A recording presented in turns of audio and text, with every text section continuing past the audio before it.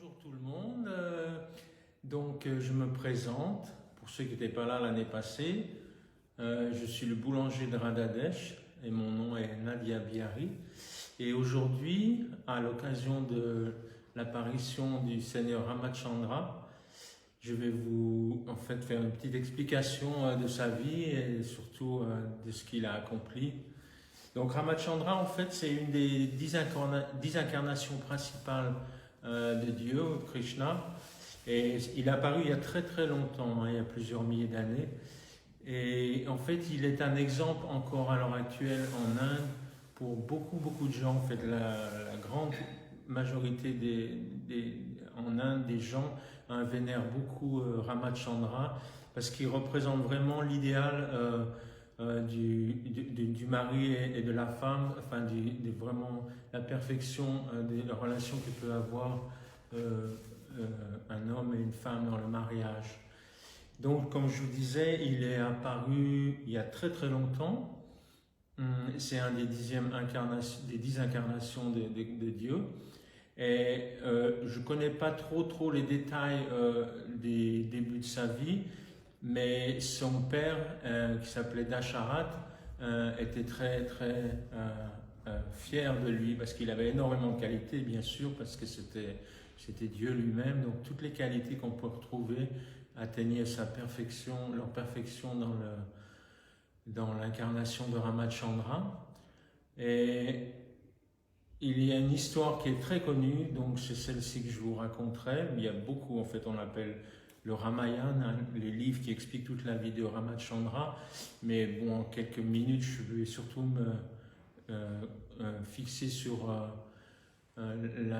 l'histoire principale de Ramachandra, encore maintenant est commémorée en Inde régulièrement. Et donc Ramachandra était le fils, comme je disais, de Dasharat. Et Dasharat, c'était un roi très puissant, qui avait un énorme royaume, donc qui était beaucoup adoré par ses citoyens parce qu'il avait aussi énormément de qualités. Il gérait très bien le royaume.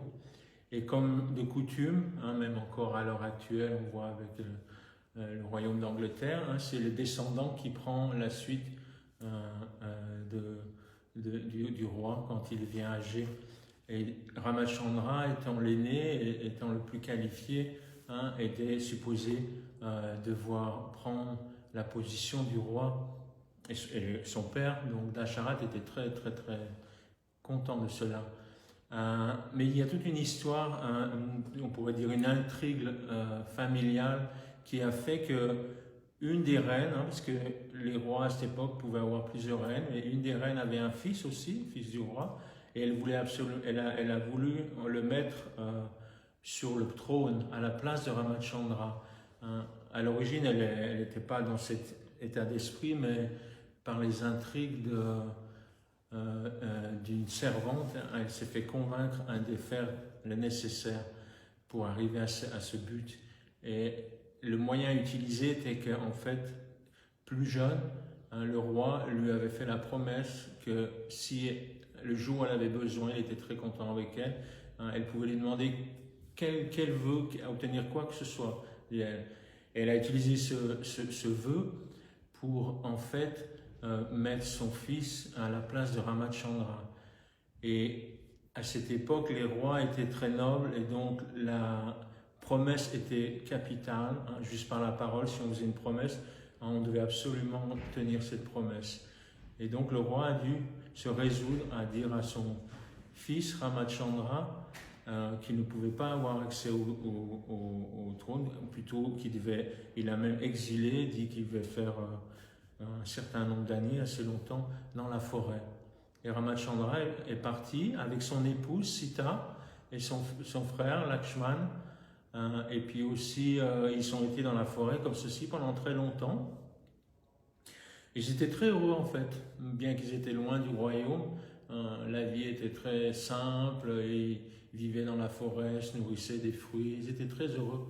Mais un jour, il y avait une personne très malicieuse, aussi on pourrait dire un roi, puis c'était la personne qui régnait sur Lanka, l'île qu'on connaît au sud de l'Inde, qui a vu Sita, qui a entendu en fait plutôt la beauté de Sita et la femme de Ramachandra, et il était très indigne comme personne au point qu'il a décidé de la dérober, de l'enlever à Ramachandra, à son mari.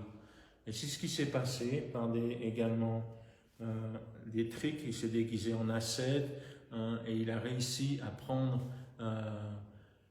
Sita, à la kidnapper et à l'emmener à son royaume de Lanka. Alors bien sûr, Ramachandra était extrêmement malheureux, mais heureusement, ils ont reçu l'aide de plusieurs personnes, mais surtout, en fait, il y avait un peuple de singes qui était très évolué, comme des humains, qui pouvaient parler et tout. Et il s'est mis lié d'amitié et ils ont fait une armée et pour aller délivrer Sita. Et avant, un des singes principaux qui est aussi vénéré en Inde partout, qui est très connu, vous avez déjà dû entendre parler, qui s'appelle Hanuman, est allé tout seul sur l'île de Lanka et a amené une bague qui prouvait qu'il venait de la part de Ramachandra qu'il allait délivrer Sita. Et donc, il a fait ça et il a mis le feu à toute la cité de Lanka. Et il était aussi un singe extrêmement puissant. Et il est retourné, et donc il y a eu une très grosse bataille. Et assez étonnamment, si vous voyez sur la carte de l'Inde, Lanka est quand même à une bonne distance de l'Inde, il y a la mer. Et ils ont décidé, bien que Dieu aurait pu utiliser n'importe quel de ses pouvoirs, ils ont décidé de construire un pont qui arrive jusqu'à Lanka. C'est très long, et par la puissance de Ramachandra, ils ont mis des pierres, mais au lieu de couler, les pierres flottaient. Et ils ont fait un pont comme ceci, toute l'armée des singes, Ramachandra, et ils ont traversé, et il y a une énorme bagarre, une très grande bataille, très grande guerre, et finalement Sita a été délivré. Ravana, le roi de Lanka, a été tué, et ils sont revenus.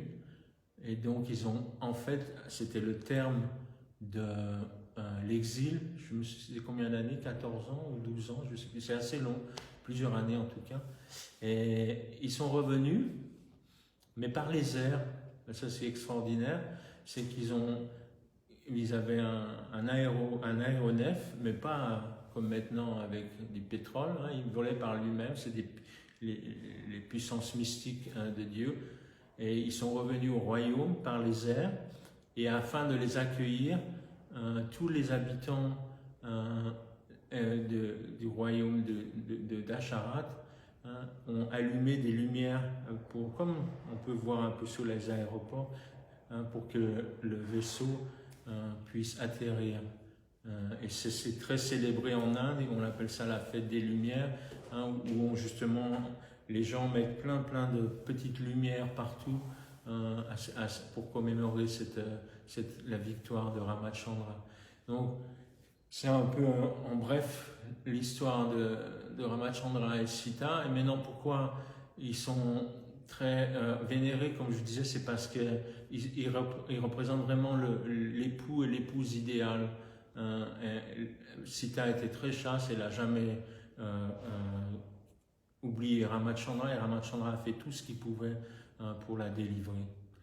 J'espère que cette petite explication vous donnera un peu de plaisir à l'occasion de l'apparition de Ramachandra, et puis à très bientôt.